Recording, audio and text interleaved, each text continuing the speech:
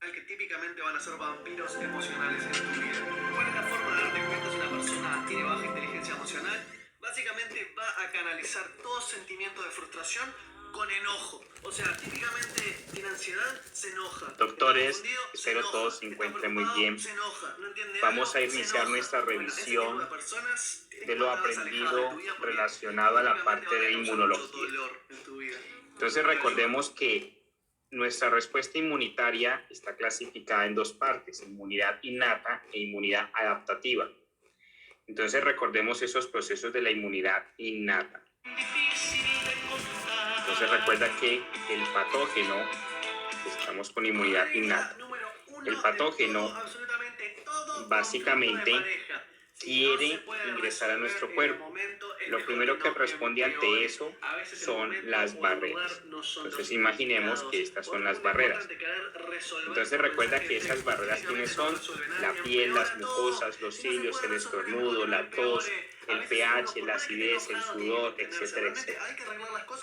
Si el patógeno logra pasar esas barreras, básicamente viene a enfrentarlo las natural killer, los polimorfonucleares, entre ellos macrófagos, neutrófilos, viene y lo enfrenta el complemento y viene y lo enfrenta básicamente toda esa celularidad. ¿Qué sucede? Los macrófagos o los polimorfonucleares son los que toman más importancia en esta situación. ¿Qué pasa en esa forma de enfrentar el patógeno a través de estas células? Entonces se generan los procesos de la fagocitosis. Recuerda que estamos netamente en inmunidad innata. Entonces, ¿qué sucede? Básicamente el patógeno, nuevamente aquí está el patógeno, que es este mismo, pero que ahora ya ha tocado el endotelio. Cuando toca el endotelio expresa PAM. Esas PAM, cuando tocan el endotelio, básicamente generan un proceso de vasodilatación. Esa vasodilatación genera de que un flujo que iba de forma laminar y tranquilo ahora se empiece a tornar turbulento, empieza a moverse en todas las direcciones. Entonces ese flujo turbulento genera la expresión a nivel transendotelial de tres proteínas importantes. Entonces se genera la expresión básicamente de selectina, integrina y PK. Ahora, ¿tú qué harías si estuvieras en los zapatos? La integrina también se denomina ICAM. La selectina puede ser selectina P o puede ser selectina E. Entonces, básicamente, ¿eso qué estimula? Internamente en la sangre van múltiples células, entonces neutrófilos, basófilos, glóbulos rojos, glóbulos blancos y entre ellos los polimorfonucleares. Esa vasodilatación, ese flujo turbulento y esa expresión de selectina, integrina y PICAM, debido al contacto que ha generado el PAM del patógeno en nuestro endotelio, empieza a generar un proceso de rodamiento, rolling de los polimorfonucleares. Ese rolling es frenado y se empieza a hacer más lento debido a la selectina y posteriormente permite de que el polimorfo nuclear sea adherido en la integrina. Cuando es adherido en la integrina, ¿qué sucede? Básicamente se lo pasa al PICAM y puede hacer el proceso de extravasación. Es decir, se sale el polimorfo nuclear del vaso sanguíneo. Entonces, básicamente, empieza a haber una marcación por tres moléculas importantes: el C3, el leucotrieno B4 y una interleuquina. Básicamente se empieza a generar marcación por esos tres puntos. Corrijo aquí, esto es C5A. No es C3, sino C5. Entonces se genera marcación por el C5, leucotrieno B4 y una interleuquina. Pregunta de examen, interleuquina 8. Entonces nos aparece el C5A, el leucotrieno B4 y la interleuquina 8, y lo que hacen es que separan, marcan, identifican el patógeno para que cuando se salga el polimorfo nuclear, este polimorfo nuclear que puede ser un macrófago, un leucocito, lo reconozca, encuentre al patógeno, degluta el patógeno y básicamente se forme el fagocito. Ese fagosoma lo que hace es entregar básicamente el proceso de lo que ha diglutido al lisosoma. Entonces se mete aquí al lisosoma y se forma el fagolisosoma. En el lisosoma se generan unas reacciones específicas, que es la conversión básicamente de oxígeno hacia O2 negativo, después hacia H2O2 y por último hacia HClO. ¿Qué sucede? La conversión de oxígeno hacia oxígeno negativo se hace a través de la NADPH. La conversión de oxígeno negativo hacia O2, H2O2 se hace a través de la superóxido dismutasa y H2O2 a través de la mieloperoxidasa se vuelve HClO. Y básicamente este HClO, apoyada por el complemento, empieza a generarle huecos o poros al patógeno, lo cual permite que altas concentraciones de sodio ingresen al patógeno y eso arrastra grandes concentraciones de agua, turge, edematiza la célula patogénica y la estalla y muere. Entonces todo esto fue inmunidad innata. Pero ¿qué pasa si básicamente esto no se puede dar? Entonces en ese punto, este polimorfo nuclear, específicamente el macrófago, se dispone a hacerse como una célula presentadora de antígeno. Entonces, en ese punto empieza la inmunidad. ¿En qué le vas a pedir cosas a esa persona que te gusta? Adaptativa. Si él está en Starbucks, le vas a decir, oye, ¿me puedes traer un chai Entonces, latte, please? todo lo que vimos aquí es inmunidad innata. Ahora se pasa a la inmunidad adaptativa. ¿Por qué? Porque la inmunidad innata no pudo vencer ese patógeno. Entonces, ¿qué sucede? Nos aparece un órgano importante. Nos aparece aquí una arteria aferente, una arteria eferente y una cápsula aquí más o menos conformando lo que denominamos el nodo linfático. Dentro de ese nodo linfático hay unas trabéculas, algo así parecidas. Esas trabéculas tienen varios puntos. ¿Qué sucede? La parte más externa está conformada por linfocitos B. Entonces imaginemos que todo esto son linfocitos B. Eso se llama corteza. La parte un poco más interna está formada por linfocitos T. Eso se llama la paracorteza. Y un poco más al centro, supongamos que aquí en el medio, está la médula que está llena de linfocitos B y sobre todo células plasmáticas. Entonces esto se llama médula. ¿Qué sucede? Estas células presentadoras de antígeno básicamente lo que hacen es meterse a través de la arteria aferente y empezar a buscar con quien tienen contacto. Con quien primero tienen contacto es con la célula B o linfocitos B. Entonces se genera el proceso de presentación del antígeno. Entonces imagínate que aquí ha acabado de llegar dentro de ese nodo linfático una célula presentadora de antígeno, que puede ser un macrófago o un linfocito B. Y por acá aparece básicamente el linfocito B, o en su defecto, si es el B que está haciendo célula presentadora de antígeno, se lo está presentando al linfocito T. Entonces imaginemos que básicamente aquí se lo está presentando al linfocito T, CD4. Entonces, ¿qué sucede? La célula presentadora de antígeno inmediatamente expresa dos proteínas, no lo olvidemos, la proteína B7 y expresa el MHC tipo 2. ¿Con quién hace correcepción la B7? Básicamente la B7 hace correcepción con el CD28 del linfocito TCD4. ¿Con quién hace recepción el MHC2? Con el TCR. Y básicamente esa correcepción MHC2-TCR se apoya o se ayuda también porque el CD3 y el CD4 lo están ayudando. Entonces se hace esa presentación de antígeno. Apenas empezó la célula presentadora de antígeno, desde ese mismo momento empieza la inmunidad innata. ¿A dónde se va? Al nodo linfático o al vaso. Aquí estamos representando el nodo linfático. El nodo linfático pasa lo mismo en el vaso. busca el linfocito B que está más externamente, específicamente aquí, en los folículos de la corteza.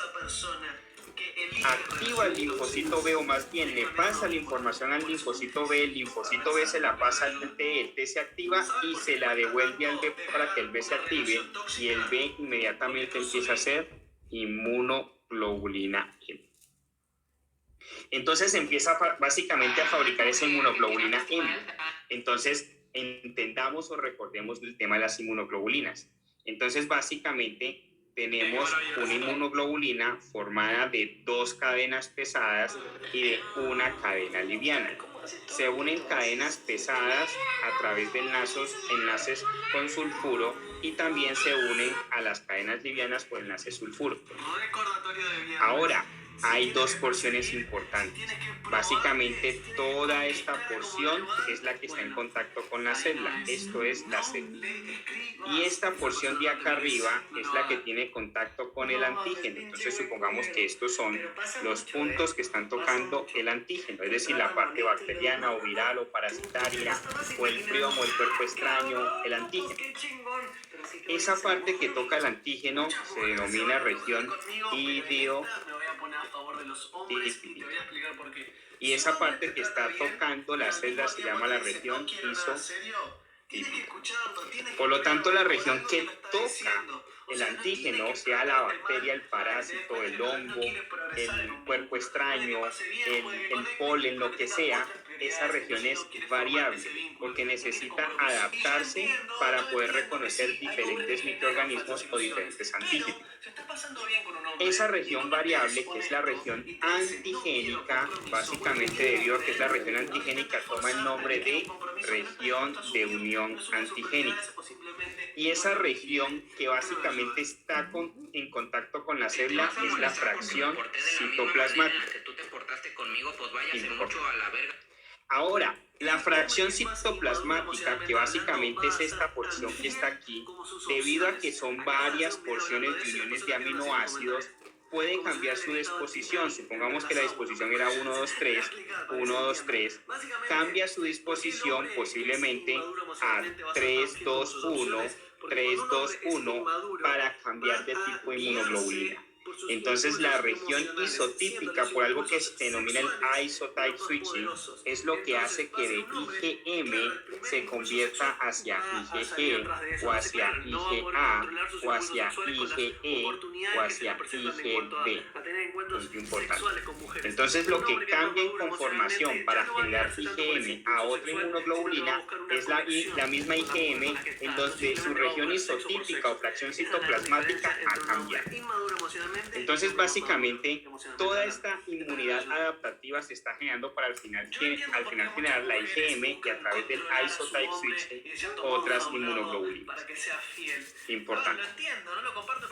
Entonces, básicamente de esa forma entendimos cómo se estaba generando todo el proceso de activación tanto de inmunidad innata como de inmunidad adaptativa.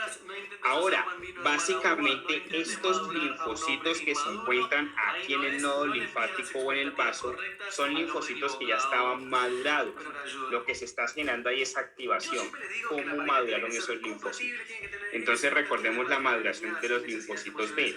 Entonces recuerda que los linfocitos B básicamente están generando todo ese proceso de un precursor linfoide.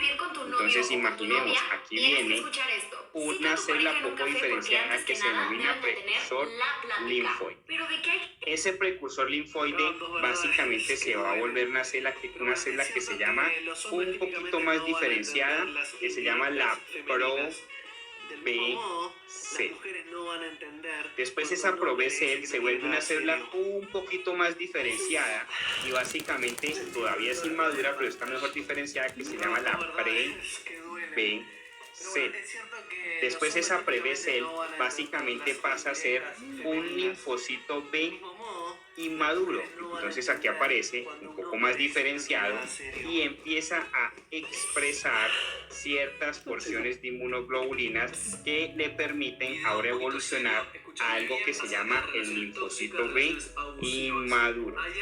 Y posteriormente evoluciona total y plenamente a un linfocito B maduro. Entonces este es el linfocito B que ya exterioriza completamente sus inmunoglobulinas, tanto cadenas pesadas como cadenas livianas, y se denomina linfocito B maduro. En realidad no quiere cambiar. ¿Qué toma importancia en todo el proceso de maduración de los linfocitos B?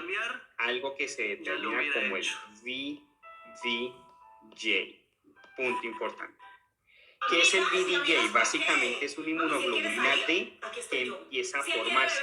Entonces, esto es una inmunoglobulina, dos cadenas pesadas, dos cadenas ligeras. Entonces, básicamente, ¿qué sucede? Aquí en el linfocito precursor, o en el precursor linfoide, no hay ningún tipo de inmunoglobulina. Pero en el ProB-cell hay algo que se denomina el VDJ, Heavy Chain Rearrangement. Es decir, empiezan a aparecer cadenas pesadas de inmunoglobulina D, pero solo las cadenas pesadas. Después aparece el VDJ Light Chain Rearrangement, es decir, empiezan a aparecer las cadenas pesadas que ya estaban en el ProB-cell, pero empiezan a aparecer algunas cadenas ligeras. Ya en el linfocito B inmaduro se unen esas cadenas pesadas con esas cadenas ligeras, pero no todas se exteriorizan. En cambio, en el linfocito B maduro, todas las cadenas pesadas y ligeras están unidas y exteriorizadas. Entonces ese es el proceso de maduración del linfocito B. Ahora el linfocito B es expuesto a dos mecanismos: tolerancia y coestimulación. ¿Qué es la tolerancia? Básicamente, al linfocito B se le exponen, se le muestran básicamente autoantígenos, es decir, antígenos fabricados por nuestro propio cuerpo, y busca el cuerpo evaluar si los ataca. Si los ataca el linfocito B, es destruido. ¿Por qué? Porque está atacando nuestro propio cuerpo. Entonces, tolerancia es exponer los autoantígenos propios de nuestro cuerpo y ver que no los ataca. Coestimulación es ver que tenga la capacidad de expansión clonal cuando es expuesto a factores que sí necesita nuestro cuerpo que sean atacados por parte de los linfocitos. Punto importante. Ahora, ¿qué sucede con los linfocitos T? Entonces recuerda que los linfocitos T básicamente sufren también un proceso de maduración, y ese proceso de maduración depende básicamente de la expresión de receptores. Esos receptores dependen del CD3, del CD4, del CD8 o de los receptores del linfocito T. Entonces básicamente, inicialmente se salen o se sacan o se fabrican desde la médula ósea el linfocito T. Pero es un linfocito T inmaduro, y ese linfocito T inmaduro básicamente tiene poca diferenciación, y lo más importante, viene negativo para CD3, viene negativo para CD4, viene negativo para CD8 y viene negativo para el receptor del linfocito T, el TCA.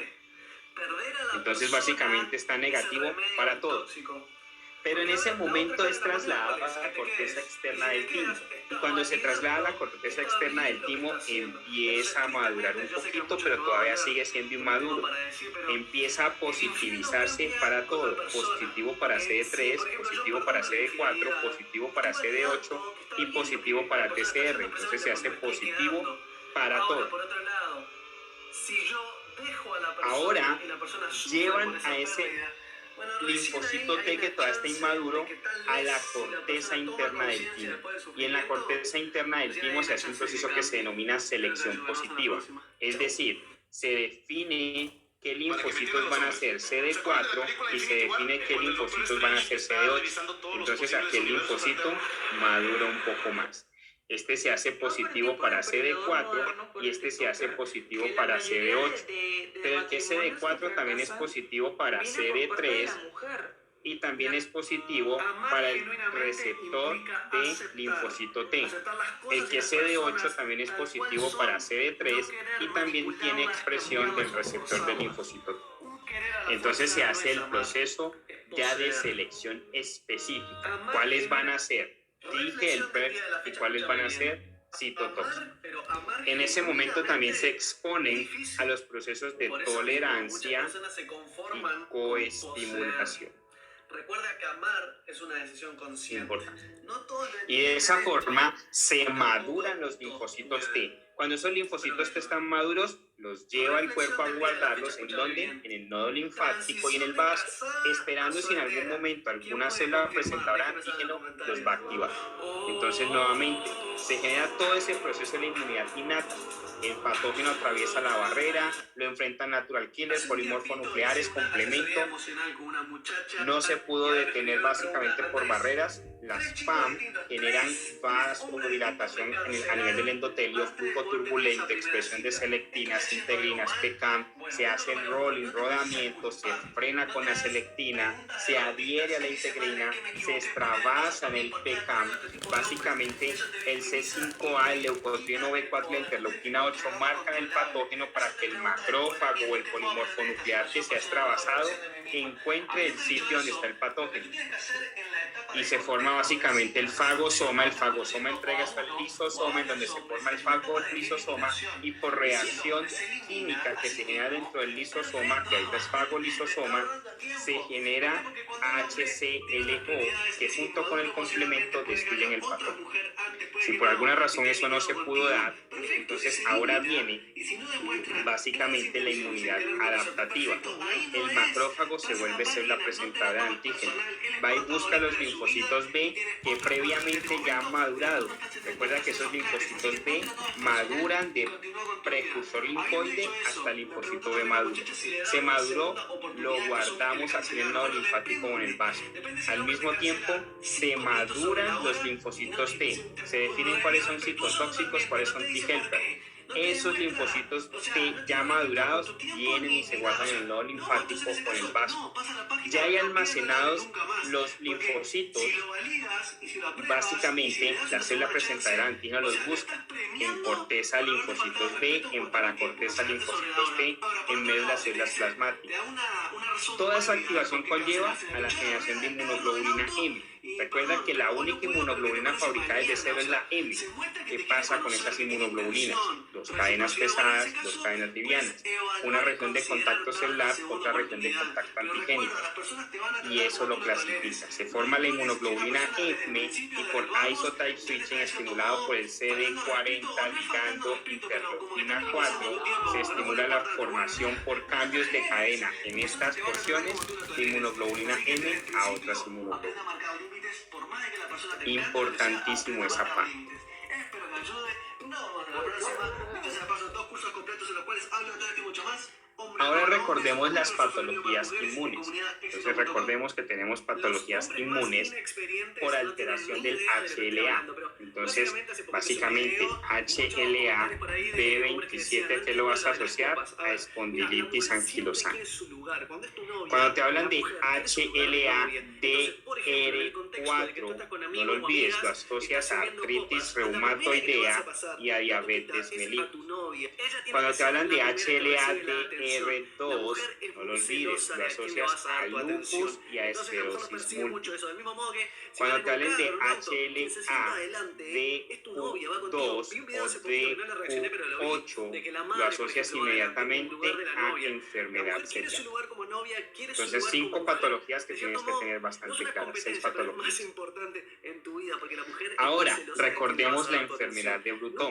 Entonces, recuerda, características de la enfermedad de Bruton. No lo olvides, es la enfermedad de las B, deficiencia de las B-cell. Además de eso, se presenta en niños, importante, y debido a que no hay B-cell, no hay inmunoglobulina M. Debido a que no hay inmunoglobulina M, no hay ninguna de las demás inmunoglobulinas. Entonces se cae IgG, se cae IgA, se cae IgE y se cae IgD. No lo olvides, hay deficiencia del Bruton tyrosine kinase. El receptor tipo tyrosine kinase está afectado en estos pacientes. ¿Y qué generan estos pacientes? Básicamente expresión de la patología después del sexto mes. Importante. Recordemos inmunodeficiencia selectiva. Recuerda, es selectiva a algo. ¿A quién? A la IgA. Entonces tiene inmunodeficiencia de IgA. Todas las demás están normales. Entonces, esta clave es que el paciente es A. Glutón, el paciente es B. Básicamente, no hay bisel. Si entendimos todo el tema de inmunología, el paciente que no tiene bisel no puede hacer inmunoglobulina M. Y si no hay inmunoglobulina M, no hay cómo hacer isotype switching, por lo tanto, todo lo demás falta. Estos pacientes, básicamente, que tienen inmunodeficiencia selectiva es A, entonces es el paciente A. El paciente es atópico, el paciente es asmático, el paciente es alérgico y lo más importante, el paciente te hace anafilaxia cuando lo transfunde. Entonces el paciente es totalmente normal, pero el paciente le hace una transfusión que tiene adecuada compatibilidad y te hace anafilaxia. Importante. El paciente con candidiasis mucocutánea crónica. Estos pacientes que tienen deficiencia de T-cells, básicamente tienen deficiencia de linfocitos T que los lleva a infecciones por repetición de cándida. Entonces no lo olvides, Brutón, pregunta de examen. El paciente es un niño que aparece con la inmunodeficiencia al sexto mes de vida. Básicamente, no porque después del sexto mes de vida es que lo presente, sino por el tema de la lactancia materna. Inicialmente, a través de la lactancia materna, que normalmente se da hasta el sexto mes de vida, el paciente no expresa la inmunodeficiencia debido a que la mamá le transfiere anticuerpos por lactancia. No lo olvides, punto importante. Inmunodeficiencia selectiva es la inmunodeficiencia de las A. Básicamente, problemas con la IgA en un paciente atópico, asmático, alérgico que te hace anafilaxia cuando lo transfunde, a pesar de haber adecuada compatibilidad de sangre. Otra patología muy preguntada en el examen es el síndrome de DiGeorge. Entonces recuerda que el síndrome de DiGeorge, el problema es afectación o alteración del tercer y cuarta bolsa faríngea. ¿Qué forman la tercera y cuarta bolsa faríngea? El timo, la PTH, parte del corazón y parte facial. Entonces el paciente te hace problemas del timo. ¿Qué tiene que ver el timo con la parte inmunológica? Linfocitos T. Caen los linfocitos T. No hay PTH, cae el calcio. Problemas cardíacos y problemas faciales. Entonces el paciente te hace inmunodeficiencias, el paciente te hace tetanias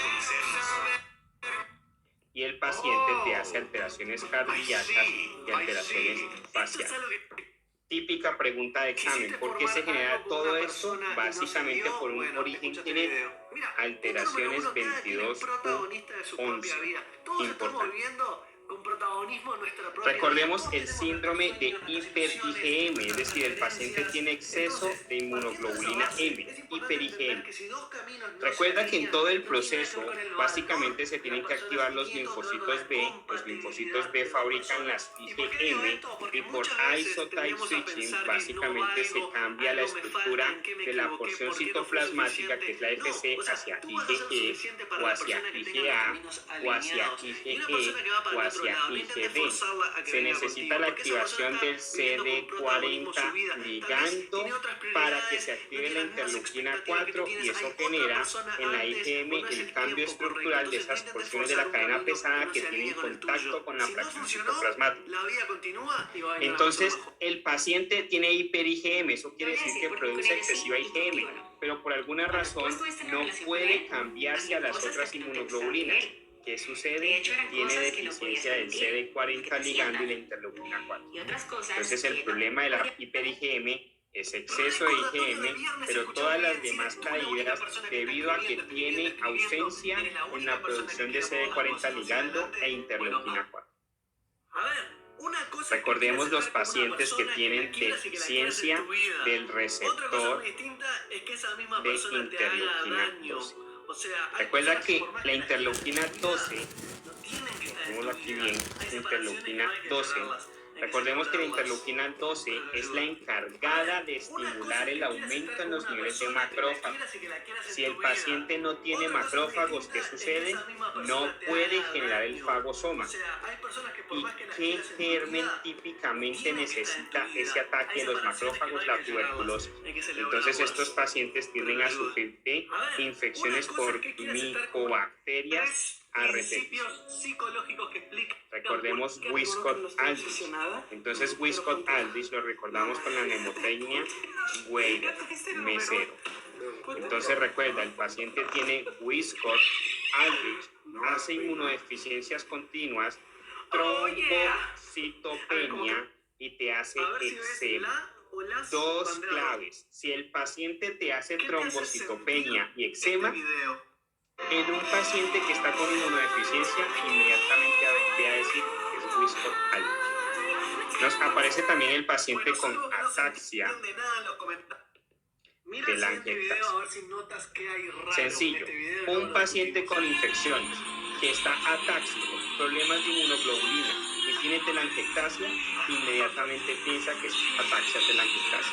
Punto importante, estos pacientes se les aumenta el riesgo de linfomas y leucemia. Punto importante. Recuerda la enfermedad crónica granulomatosa, es Chronic Granulomatous Disease. Recuerda el punto importante, estos pacientes tienen deficiencia de NADPH. Recuerda la reacción dentro de la fagocitosis cuando ya se llega al fagolisosoma. El oxígeno se va a volver oxígeno negativo, eso se va a volver H2O2 y eso se va a volver HClO. ¿Qué se necesita? Oxígeno. A oxígeno negativo, NADPH. Oxígeno negativo hacia H2O2 se necesita superóxido dismutasa. H2O2 hacia HClO se necesita mieloperoxidasa. ¿Qué es el problema con los pacientes con enfermedad crónica granulomatosa? No tienen NADPH, por lo tanto no pueden generar el concepto o la molécula final. Hacen infecciones a repetición por estafilococo, estreptococo, E. coli, punto importante, Klebsiella, punto importante, Aspergillus y Candida. El paciente que tiene hiper-IgE, entonces recuerda, hay uno que tiene hiper-IgM, pero este tiene hiper-IgE. No les va a gustar lo que tengo para Características decir, pero típicas, el escúchenme paciente bien te lo hace siguiente. eczema, Cuando uno está el paciente te hace conociendo infecciones a varias pulmonares, personas, el hasta paciente que no te hay hace un abscesos, compromiso el paciente te hace establecido y alteraciones acordado, faciales. bueno, yo no le debo nada Punto a la otra importante, persona, ni ¿quién la más otra te hace persona me debe eczema? nada No lo a mí. olvides, los Un error pacientes muy con grave que veo muy Wiskott-Aldrich. frecuentemente es ¿Quién el más te hace síndrome abscesos? del novio Los o la pacientes con novia enfermedad prematura. crónica Cuando granulomatosa. yo empiezo a ¿Quién te actuar hace alteraciones como novio faciales? o como Los novia, si pacientes es una con mujer, cuando DIGIO. todavía no hay un compromiso ¿Qué te hace acordado, bueno, diferenciar eso un típicamente paciente que va a tiene terminar espantando a la hiper-IgE otra de un persona, paciente con porque estoy Wiskott-Aldrich, con imponiendo Chronic el compromiso, Granulomatous como quien Disease quiere o con decir. DIGION? Entonces, hasta que no Este hay paciente compromiso específicamente establecido, no se deben nada retiene mutuamente. Por lo los tanto, habiendo dientes dicho eso, no limites tus primarios. opciones, Es la porque nunca característica sabes que si te la otra hace persona está diferenciar ejecutando sus hiper-IgE opciones. Espero que del ayudemos. paciente Hasta la con próxima. Chao. Wiskott-Aldrich, del paciente con enfermedad No crónica sé por qué, pero granulomatosa, del algo me dijo paciente que tengo con que hacer este mensaje y que le llegue a quien le tenga que importantísimo. llegar. Pero Y además ojo, de eso porque te toda hacen relación alteraciones con inteligencia hay en un la punto de no interleuquina retorno. Cuando se pasa ese 17 punto de no y en los retorno, se genera T-helper resentimiento 17. y la relación está perdida. Importantísimo. Ojo. Entonces, No sé por qué, básicamente, pero algo cada me dijo que tengo que patología hacer este inmune mensaje que y le vamos llegue a quien le viendo tenga que llegar. toma Pero bastante ojo, porque importancia en para toda eso. relación, cuando hay negligencia, hay un Recordemos punto de no la retorno. patología Cuando por se pasa ese punto de no deficiencia retorno, de se genera resentimiento adhesión y la relación está perdida. leucocital. Ojo. No sé por qué, Entonces, pero algo me básicamente, estos Tú pacientes tienes actitudes hacen tóxicas porque estás deficiencia de insegura, porque tienes miedo al abandono y por eso CD18, dependes lo cual conlleva emocionalmente que de esa hagan persona. Y como deficiencia dependes de la emocionalmente de esa persona, no integrina. quieres que nunca Recuerda, se la vaya de tu integrina es vida, la porque que si se va de adhiere tu el vida te polimorfo destruye, nuclear para porque tu pasársela a felicidad la depende pica de y esa persona. sacarlo. Totalmente. Pero la Una persona nunca expresión puede ser la típica fuente del de tu examen que nos lo hace felicidad. Una persona reconocer nunca puede ser tu es razón básicamente de que ser. estos pacientes Todo el mundo no puede generan querer un toda la atraso en el persona porque se desprendimiento genera del cordón codependencia. umbilical. Y no Entonces solo la palabra te limita clave es mucho, te deja muy cordón débil, porque ¿qué pasa umbilical. si esta ¿Qué persona se pasa? va de mi vida, Hay se le cae el atraso en el mundo? Entonces desprendimiento. genera codependencia. No solo eso, sino que le da demasiado poder a la otra Recordemos persona. Como la patología de la inmunodeficiencia combinada severa. Recuerda de que hay 3 vías, básicamente la vía del guanosin monofosfato, la vía del inosin monofosfato y la vía del adenosin monofosfato. Recuerda que la vía del guanosin monofosfato produce guanosina. La vía del inosin monofosfato produce inosina. Y la vía del adenosin monofosfato produce adenosina. La guanosina se vuelve guanina y la inosina se vuelve hiposantina. La adenosina pasa a la vía de la inosin monofosfato convirtiéndose en inosina a través de la adenosin deaminasa. Y la guanina y la hiposantina juntas toman la vía de la santina para que la santina básicamente se pase a ser ácido úrico. Recuerda que en esta vía nos pueden evaluar 3 patologías: la inmunodeficiencia severa combinada, la gota y leishmania. ¿Por qué leishmania? Sucede que la guanina se vuelve guanosin monofosfato y la hiposantina se vuelve inosin monofosfato a través de la enzima HGPRT. HGPRT. Si el paciente no tiene esta enzima, básicamente no puede llevar guanina a guanosin monofosfato y hiposantina a inosin monofosfato, y básicamente se aumentan los niveles de santina, lo cual lleva aumento en los niveles de ácido úrico y aparece la patología de Leishman. Entonces el paciente con Leishman es un paciente que tiene apariencia de gota, además de retraso mental, y se automutila, se come los dedos. En cambio, el paciente con gota es un paciente que come mucha carne, alcohólico y tiene alteraciones articulares. El paciente con inmunodeficiencia severa combinada tiene deficiencia de adenosin deaminasa, lo cual conlleva que se aumenten los niveles de adenosina, lo cual es tóxico para los linfocitos T y B y los mata. Y eso hace que los niveles de linfocitos T y B en este paciente estén bajos, al punto que hace infecciones recurrentes por cándida, neumocistis hirovenchi, herpes, varicela y diarreas crónicas. ¿Y eso qué parece? Entonces un paciente, niño, que parezca con SIDA, piensa de que puede tener una inmunodeficiencia severa combinada. Por último, recordemos los aspectos asociados a la parte de drenaje linfático. Entonces recordemos, tenemos que esta es la cara del paciente, este es el cuello, estos son los hombros, estos son los pectorales o los senos, estas son las extremidades. ¿Por qué tu novio prefiere jugar Xbox, PlayStation, computadora en lugar de estar? Esta es la cintura, esta es la pelvis, los pies, y supongamos que es un poquito extraño y muy difícil. Entonces recuerda que dividimos básicamente la cara en 2 porciones. Esta es la región derecha, esta es la región izquierda. La región derecha la subrayamos aquí en la cara. Recordemos que aparte de eso, el brazo derecho, solamente el brazo derecho, la extremidad superior derecha, también la subrayamos. Además de eso, subrayamos el seno o la mama izquierda y el brazo izquierdo.